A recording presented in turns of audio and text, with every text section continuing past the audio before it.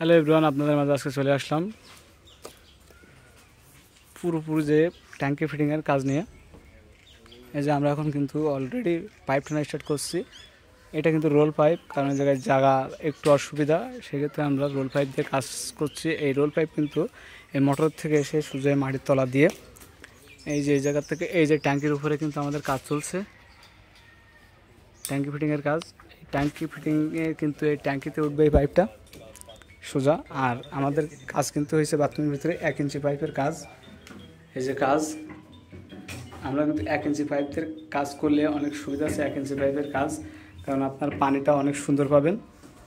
আর এইটা কিন্তু ফিল্টার হয়ে ফিল্টারের যে যাবতীয় মালামাল, খোয়া, বালু, নেট, যাবতীয় যা লাগে ফিল্টারের মালের, আমরা কিন্তু পুরো সেটা নিয়ে চলে আসছে। আজকে কাজ শেষ করে দেব।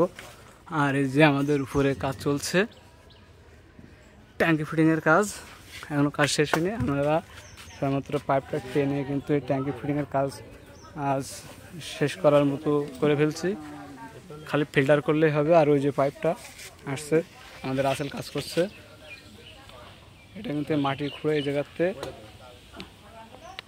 সোজা চলে আসবে, এসে এই ট্যাঙ্কিতে উঠবে।